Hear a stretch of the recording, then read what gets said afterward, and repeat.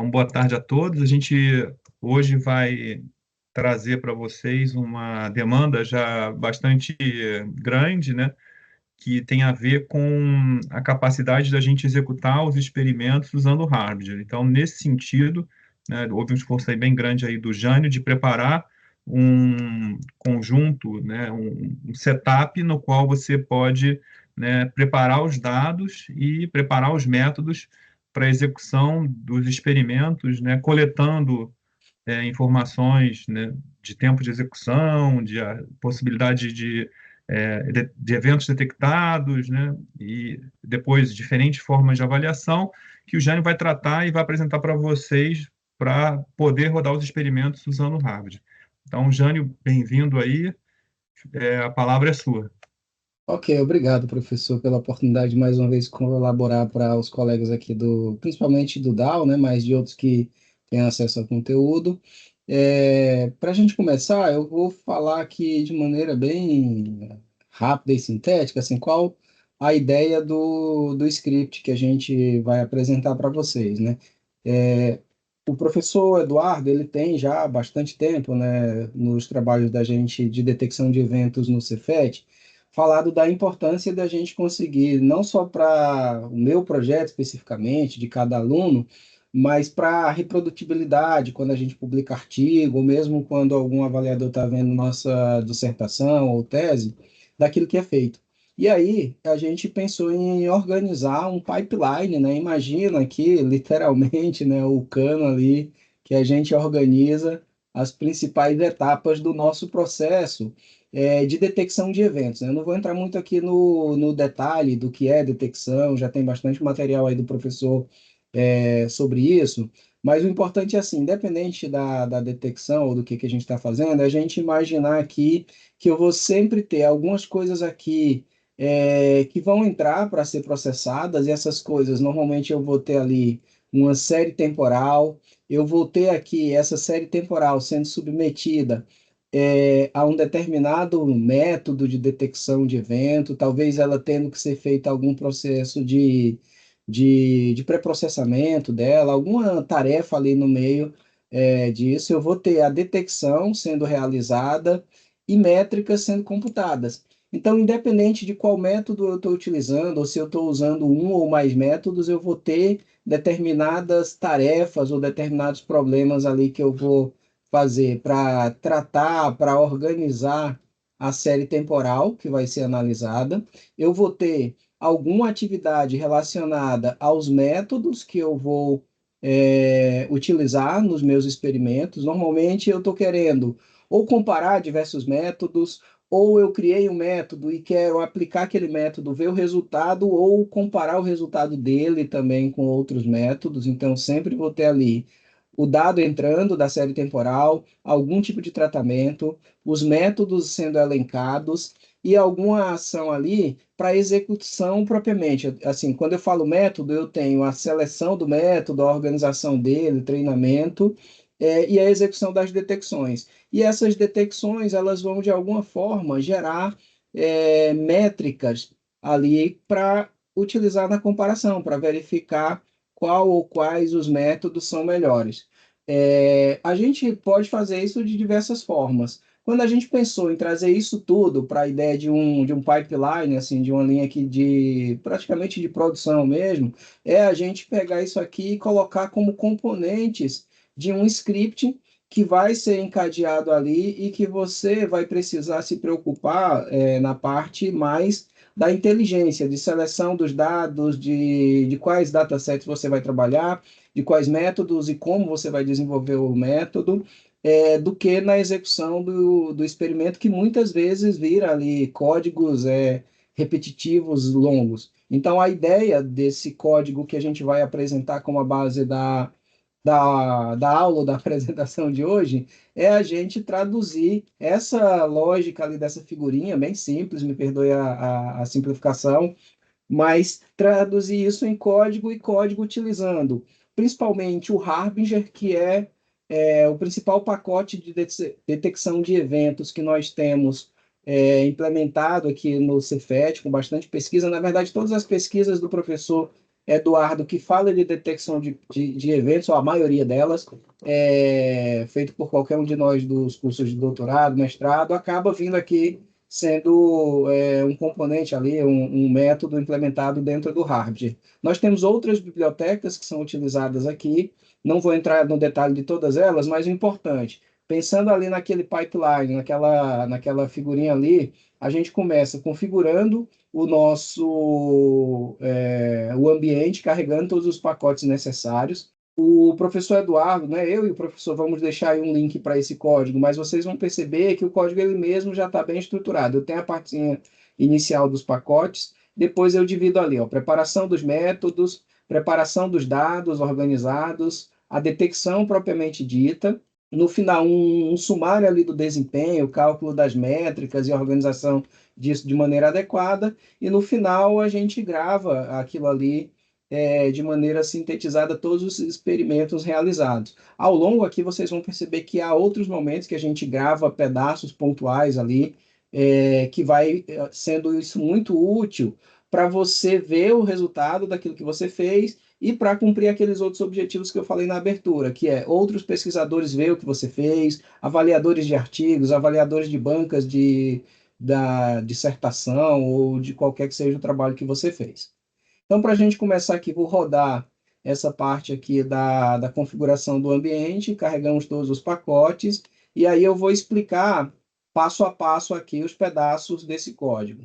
Primeira coisa ali que eu mencionei, a gente tem ali, apesar de não ter exatamente na ordem, né, eu falei primeiro dos dados, mas um ponto muito importante é você saber o método ou os métodos que você vai rodar. Então, aqui, para fazer isso, o que é que nós fizemos? Nós estamos criando um objeto do tipo lista, e dentro desse objeto, nós fazemos a chamada a métodos que estão implementados no Harbinger. Então, nesse exemplo aqui, a gente está usando o método FBI-AD e o método Ariba, dois métodos que estão no Harbinger. Vou rodar isso aqui, aí a gente vai ver que basicamente o que ele vai criar é uma lista, e dentro dessa lista você vai ter todos os dados ali, todas as informações do objeto relacionado àqueles dois métodos que estão implementados no Harbinger. Então, ao invés de cada método que eu quero rodar, eu ir criando aqueles objetos de maneira individual, com isso aqui a gente vai já simplificar e eu posso reproduzir várias vezes. Eu quero testar 5 métodos, eu vou jogar os 5 métodos como objetos dessa lista e depois eu faço utilização dele em qualquer momento ali do nosso pipeline. Aqui essa linha apenas nomeia, né, o objeto para ficar mais organizado. Então, como aqui a gente vê, né, claro, aqui está simples, porque são apenas 2 métodos, mas se tivéssemos muitos métodos, ficaria mais fácil de você já ir direto para aquele método que você quer. Mas mesmo antes de eu fazer a organização, quando você faz a carga do método, aqui dentro você já vai ter várias informações sobre aquele método que você está utilizando, e isso aqui é importante porque você pode ir atualizando isso e vendo configurações que foram utilizadas. Aqui, por exemplo, no FBI-AD, que usa tamanho de janela, a gente consegue ver que foi utilizado uma janela 30. Por que eu usei a janela 30? Porque aqui eu criei o objeto em branco. Eu poderia configurar uma janela de um tamanho diferente. Da mesma forma, o Arima eu criei em branco. Quando eu criei em branco, obviamente, são carregados ali todos os parâmetros que estão ali na implementação default daquele método. Então, aqui a primeira parte aqui que é bem importante, pensando no nossa linha de produção aqui de experimentos, é fazer essa organização aqui e você já tem que pensar isso no seu planejamento. À medida que você está ali, digamos, você é um aluno do professor Eduardo, está planejando o seu mestrado, à medida que você vai pensando ali, fez os trabalhos relacionados, descobriu ou selecionou quais os métodos você vai rodar. Se ele já está implementado no Harbinger, vem direto aqui. Se você implementou ou algum outro aluno implementou, à medida que ele for implementado, você consegue adicionar aqui. Na sequência, a gente vai para a questão dos dados. Aí eu vou fazer um link com a apresentação que nós fizemos há algum tempo atrás, acho que menos de 2 meses atrás, que foi do nosso pacote de séries temporais já organizadas para detecção de eventos, que é o pacote United, que ele foi carregado aqui. Na época da live, a gente estava com um nome diferente, a gente submeteu e tivemos a aprovação de um artigo agora recente, aí no meio do processo a gente mudou o nome para United, Mas se você for lá atrás, há 2 meses, na lista do YouTube do DAO, vocês vão ver que vai haver uma apresentação minha sobre isso. Então, aqui o que que a gente está fazendo? A partir do United, eu estou criando aqui a carga. Criei primeiro uma variável que vai nomear qual vai ser o dataset que eu estou trabalhando. Depois eu carreguei aqui o dataset Gecko, e aí eu fiz uma carga geral desses dados. Agora a gente vai aqui fazer um trabalho de seleção de um intervalo desse dataset, porque esse dataset ele tem um intervalo ali que está representado aqui, por isso que a gente chamou de início e fim, no qual foi feito um trabalho lá pelos pesquisadores que publicaram originalmente o Gecko Challenge, esse dataset de qualidade da água entre 2017 e 2018, que fez um tratamento, inclusão de anomalias dentro desse período aqui. Então, a gente sempre faz isso. E isso você pode ter outra situação. No seu experimento, você está trabalhando com outro dado e você vai ter um intervalo ali que você quer selecionar. O que a gente fez aqui foi criar um loop que ele passa pela série, a gente define qual o intervalo eu quero carregar, e eu faço uma checagem para evitar que eu faça, por exemplo, como o caso desse do Gap Challenge, se eu abrir aqui, vocês vão perceber que a gente fez uma organização de cada variável como sendo um objeto e fizemos uma outra opção de análise multivariada dele que a gente também pode selecionar. Nesse caso, a gente sabe, por nosso conhecimento aqui, que a série, todas as variáveis têm o mesmo tamanho. Mas você pode ter um cenário em que você tem, no próprio United, nós temos alguns desses cenários em que eu tenho diversas séries de tamanhos diferentes. Se eu fiz a definição de um intervalo aqui, que para uma série deu certo, para outra não deu certo, o seu script vai dar pau, vai dar problema, desculpa o termo, vai dar problema no meio da execução, e aí não vai continuar ali, você pode perder tempo. O que a gente fez foi, uma vez definido aqui o intervalo, a gente faz uma checagem se chegou ao fim antes de sair fazendo o processo de subset. E uma vez que a gente fez a checagem, passou pela checagem, a gente faz aí sim o subset. Aí eu vou rodar aqui, ó, a gente primeiro cria o objeto vazio, depois a gente aplica esse loop, que basicamente vai fazer isso que eu acabei de explicar, lê dentro do Gecko todas as séries, faz a checagem do tamanho, se tiver ok, faz um subset a partir ali daquela série, e aí a gente vai ter aqui o outro objeto que tem aqui, olha, todas as séries que eu quero trabalhar nesse experimento, já com os dados ali, as observações, os rótulos de se existe evento ou não, o tipo de evento, então são informações aqui que são úteis tanto para a execução quanto para o momento em que eu vou fazer a avaliação do resultado, né? O cálculo das métricas ali de acurácia, precisão, recall, F1 e outras métricas utilizadas na detecção de eventos. Então, a gente já passou pelas primeiras etapas. Eu tenho a série e tenho quais os métodos eu vou executar, já organizadinhos ali. Eu vou criar agora, eu vou até fazer ao vivo aqui para vocês verem, né? Deixa eu só organizar aqui minha tela.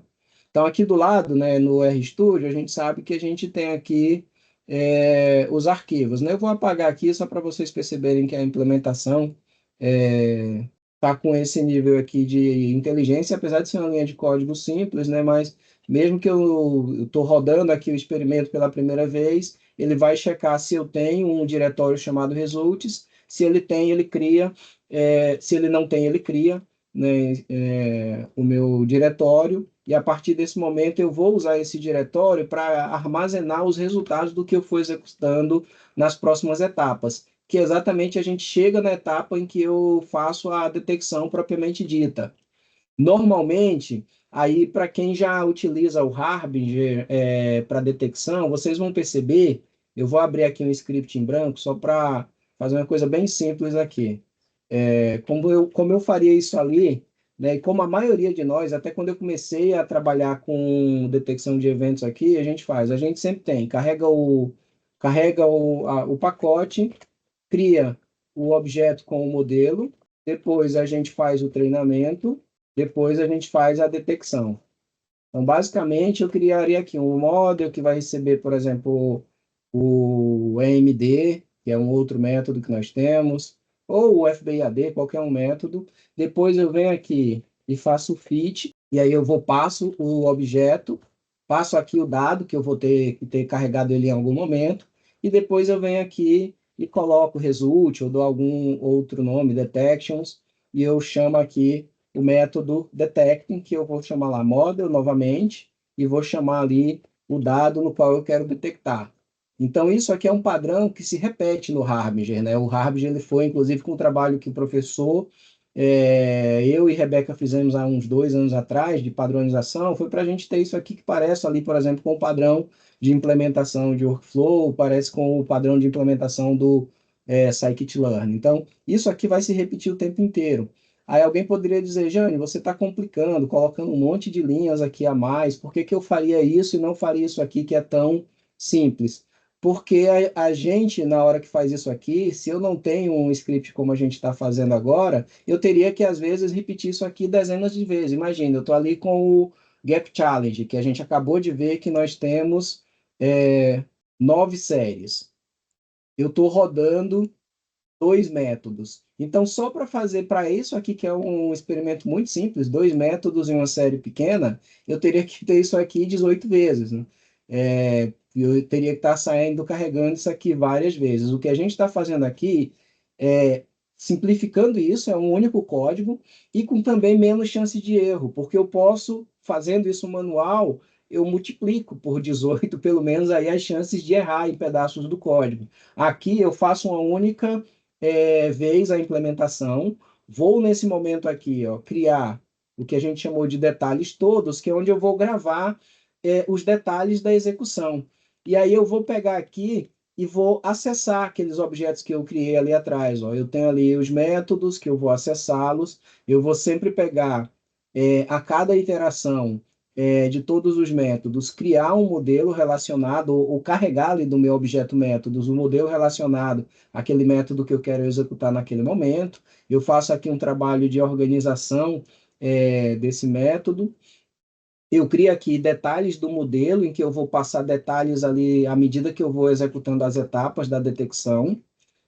Eu consigo ir criando o que a gente chamou aqui de arquivos de cache, que à medida que eu vou executando, eu vou gravando os resultados ali de cada método para cada série, parcialmente ali, e eu consigo recuperar isso individual para fazer uma análise. De repente, eu tenho lá no final, determinado método foi o melhor, ou uma composição de 3 métodos ali foram melhores, ou um método foi bom em uma série, mas foi ruim em outra série. Então, aqui eu consigo entrar ali e ver que método eu executei, quais as configurações aquele método tinha naquele momento. Então, esse é o objetivo da gente gravando aqui de maneira parcial.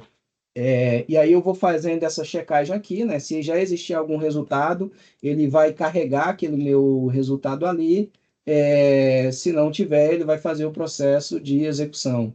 E aí eu carrego ali, o primeiro loop foi para carregar os métodos, e aí eu vou ter um loop interno no qual eu vou carregar os dados de cada uma das séries que eu tenho ali, como a gente já viu anteriormente. E aí, feita essa carga, eu vou fazer aqui a checagem, se eu já executei por algum motivo, de repente eu estou rodando pela segunda vez a detecção, em algum momento parou ali, mas eu já fiz a detecção para alguma das séries ou para algum dos métodos, então ele vai fazer essa checagem para ele não ficar repetindo as execuções. Fez essa checagem ali, realmente ainda não tem resultado para aquilo, aí ele vai fazer a carga ali das ações que eu mencionei naquele exemplo simplificado. Eu vou fazer o fit do meu modelo atual para os dados da série atual que eu estou rodando. Ele vai gravar aqui para a gente os tempos de execução, que é uma coisa também muito importante para os experimentos de comparação de métodos, né? Não vou ver apenas o resultado, né, os outcomes ali das detecções e as métricas, mas também o processo em si, quanto tempo eu levei para executar cada uma das etapas principais, principalmente o treinamento e a detecção. Aqui, novamente, ele faz de maneira similar àquilo que eu mostrei ali no exemplo simplificado, o resultado da detecção, chamando ali o método, o modelo atual, que já passou pela etapa de fit, e aí vai executar a detecção, guardar nesse objeto. No final aqui, eu venho para o objeto que a gente criou em branco ali atrás, chamado detalhes do modelo, e aí eu vou para cada iteração guardando ali as informações. Qual foi o modelo ajustado, as informações do modelo ajustado, qual o resultado das detecções, e aí vou pegando, trazendo aqui o detalhamento de cada uma das informações ou dos dados daquela execução. A série, o nome da série, o tempo que foi para o ajuste, o tempo que foi usado para a detecção.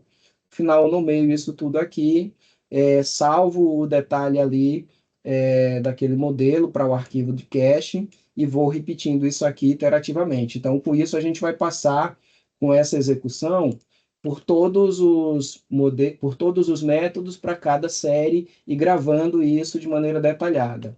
Deixa eu só ver se eu já criei aqui. Criei sim, vou executar em tempo real aqui. A gente selecionou, pessoal, para o vídeo, dois métodos que são relativamente rápidos, exatamente para a gente fazer em tempo real. Eu deixei, é claro, aqui uma pesca, já havia executado antes, para se tivesse algum problema de tempo aqui, eu conseguir carregar e mostrar para vocês, mas vou executar em tempo real aqui, vocês vão perceber o que, que ele vai trazer, né? No detalhe todo está tudo em branco aqui, né?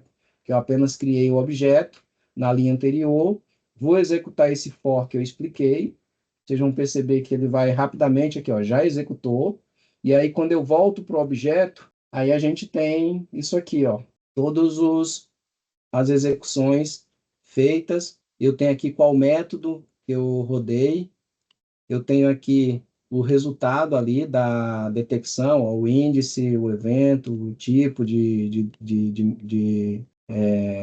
evento detectado.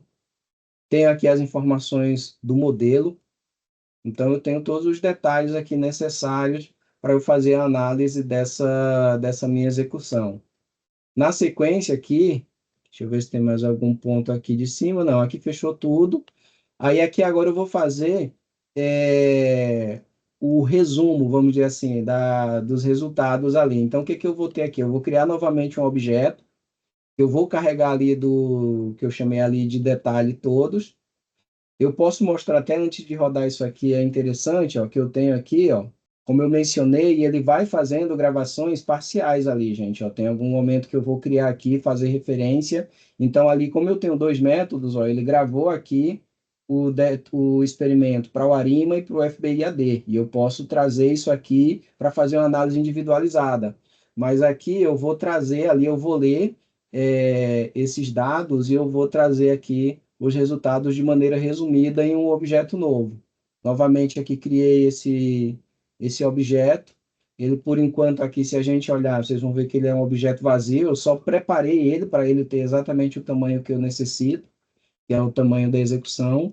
Vou rodar aqui agora esse fork, ele vai entrar em cada um das execuções ali do detalhe todos, vai pegar as informações dos dados que foram utilizados, e aí ele vai chamar aqui, isso é importante, né? Até na conversa prévia aqui com o professor, quando a gente estava planejando esse vídeo, a gente conversou sobre isso. Que assim, ó, aqui vocês vão perceber que eu implementei a avaliação com o que a gente chama das métricas soft, né? Que é Soft Edge, que é um conjunto de métricas que nós publicamos há algum tempo atrás. Na verdade, a ideia foi da Rebeca, né? Ela publicou um artigo numa revista, mas durante algum tempo aí, alguns alunos do grupo do professor, né? E eu participei bastante disso, a gente ajudou a Rebeca na avaliação, em ideias, em algumas reuniões, e ela implementou aqui com o professor Eduardo essas métricas soft. Então, a gente tem usado muito elas. Mas aqui a gente tem no Harbinger também o que a gente chama de métricas hard, que são as métricas tradicionais. Então, se aqui a gente fez nesse script rodando a soft. Se você não quer rodar a soft, quer rodar a hard, então seria basicamente aqui onde você iria alterar. Você vai ter um objeto de avaliação que vai rodar o evaluate, e aí a diferença é muito pequena, tem isso na documentação do Harbinger, como fazer essa execução aqui, mas basicamente aqui a gente traz os dados dos experimentos, onde estão as execuções e onde estão os dados ali da série temporal. Depois eu configuro aqui o meu objeto de avaliação, e aí no final, o que, que eu faço aqui? Eu pego e vou guardando no que eu estou chamando aqui de linhas resumo, o resultado aqui completo, o método que foi executado, qual dataset que foi analisado, qual a série daquele dataset que foi analisado, os tempos de detecção e de fit, e aqui as métricas, que aqui a gente selecionou três, né? Precisão, recall e F1.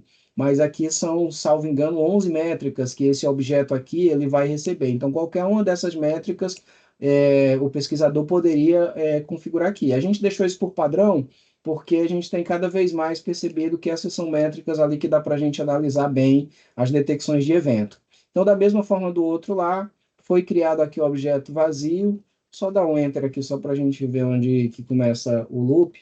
Vou executar aqui. Esse aqui vai ser mais rápido ainda, gente, porque já tem tudo pronto. Aqui é só executar. Qual é o legal disso também aqui? Foi uma outra coisa que a gente percebeu. Muitas vezes o pesquisador ele sai fazendo, seja manual desse jeito aqui que eu fiz, seja da forma que for, e ele se preocupa às vezes de guardar isso aqui, ó.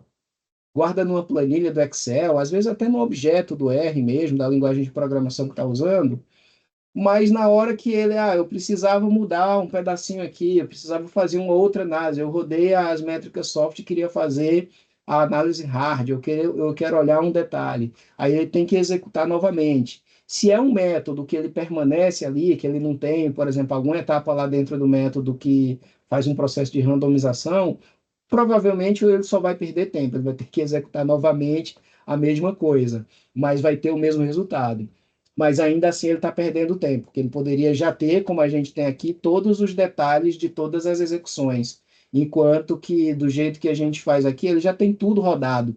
Então, essa etapa aqui eu posso rodar uma vez para o hard, rodar uma vez para o soft, criar em objetos diferentes, fazer qualquer análise.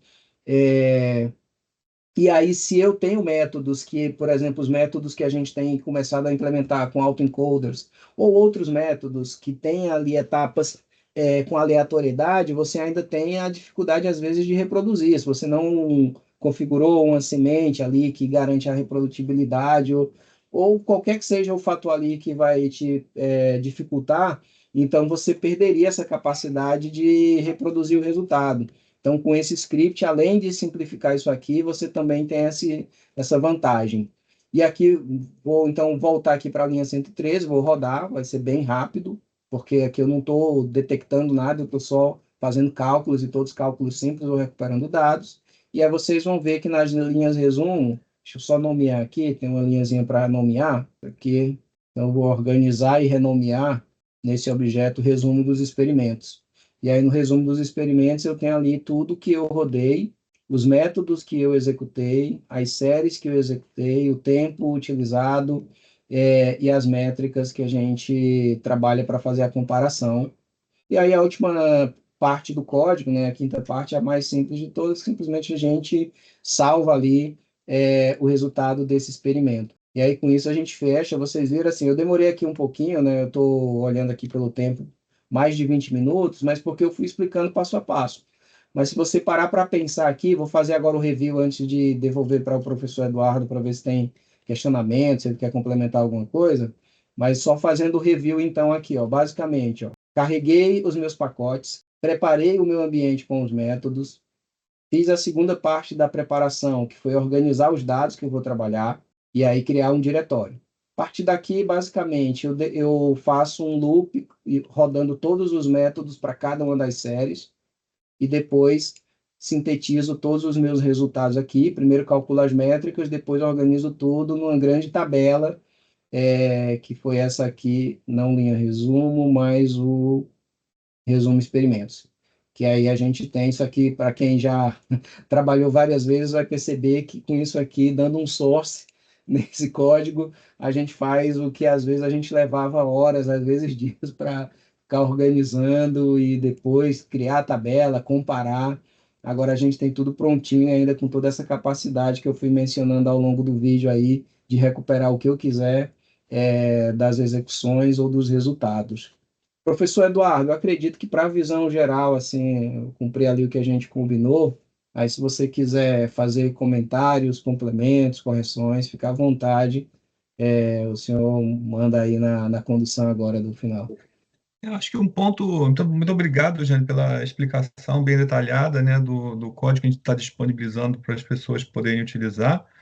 E um ponto importante, né, é que aquela parte do meio ali da parte, se eu não me engano, da 3, né, em diante, basicamente precisa de pouca modificação. Sim, Então, a sim, ideia é que ela é uma parte central. A gente poderia até salvar o nome de experimento com um nome específico para o dataset em questão que a gente está estudando. exato. Imagino que você vai rodar com vários datasets, mas, em linhas gerais, esse é um pedaço do código que ele é basicamente Ela é estável, né? estável, né? O que muda é como você prepara o dado e como você prepara a lista de métodos para você poder executar os experimentos. Então, a etapa um e a 2 é que a gente espera que haja grandes, assim, as mudanças que as pessoas podem estar interessadas em construir o experimento dela. E ao passo que o passo 3 e o passo 4 é bem estável, é bem robusto, pouca mudança, e salvando esses arquivos, a pessoa consegue é, poder guardar os dados, né, dos experimentos para depois fazer as análises, né? Esse é um ponto importante, porque aí quando percebe, não calculamos o tempo da execução, ou não fizemos, aí tem que rodar tudo de novo. Então, a ideia é evitar esse retrabalho e difundir bem, né, o conhecimento para que as pessoas possam, rodar os seus experimentos, tendo esse código robusto. E Perfeito. complementando, a gente anexou agora aqui no canal, né, do DAO, o link para esse projeto, né, que é um ponto de partida importante para todo mundo que precisa rodar os seus experimentos usando o hardware, poder usá-lo como uma versão inicial dos trabalhos, né? E é super importante, né, usar o GitHub, né, armazenar, tem todos aqueles outros vídeos que a gente disponibilizou para vocês, né, desse material. Mas acho que é isso, eu Exato. não tenho nada muito a complementar, a sua apresentação foi excelente, né? Então a gente vai gravar esse vídeo, quer dizer, foi gravado e a gente vai disponibilizar no canal do YouTube do DAO para todo mundo poder consultar, né, na hora que for fazer os seus experimentos. Perfeito. Posso só fazer um comentário que eu acho que é importante até para o que você falou no final, professor? E é assim, ó, digamos que deixa eu só salvar aqui, fechar tudo. Eu queria depois fazer umas perguntas, se for Ah, tá possível, bem. depois que você encerrar a gravação, para não ficar gravado. Não, perfeito. Deixa eu só então mostrar essa parte aqui, que é o seguinte, né? Isso que o professor falou é importante, né? Ele vai deixar um link aí onde está o material, e aí alguns alunos, e teve algumas disciplinas que eu participei, algumas de aluno e algumas de apoio ali para o professor, que às vezes eu vi o pessoal perguntando alguma coisa sobre o uso aqui nos servidores do Cefet, né? Então, esse material que o professor fez ali, ele já é organizado como um projeto. Então, o que é que eu fiz aqui para utilizá-lo? Aqui dentro eu tenho na minha pasta aqui do Canopus, eu tenho vários materiais aqui. Então, basicamente, eu posso, ó, aqui ele já está, mas eu vou fazer em outro local só para a gente não ter problema. Digamos que você está lá na sua raiz, no local onde você vai guardar. Se você carrega aqui, faz o upload do arquivo zip que o professor compartilhou conosco. Deixa eu ver, acho que ele está aqui. Downloads. Então, vejam que ele criou aqui uma pastinha. Eu acho que tem a versão que eu peguei aqui, eu acho que eu excluí. Mas, basicamente, o que que ele vai fazer aqui? Ele vai criar uma pastinha que é essa aqui, ó.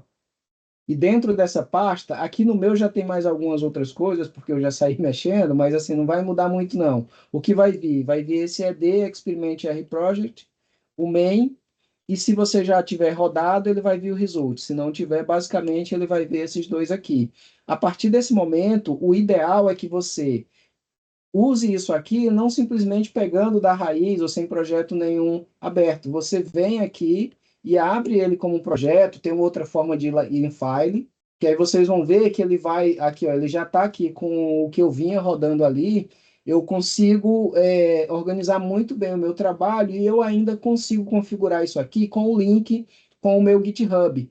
E aí, à medida que eu vou fazendo atualizações, eu posso ir salvando ali, fazendo o controle de versões e fazendo ali a garantia para que eu não perca meus dados. Então, eu sei que você falou rapidinho sobre isso, professor, mas isso a gente tinha combinado, né, que É verdade. é importante para preservar, porque está na Canopus, por exemplo, no seu computador pessoal também, deu um problema no seu computador, você perdeu.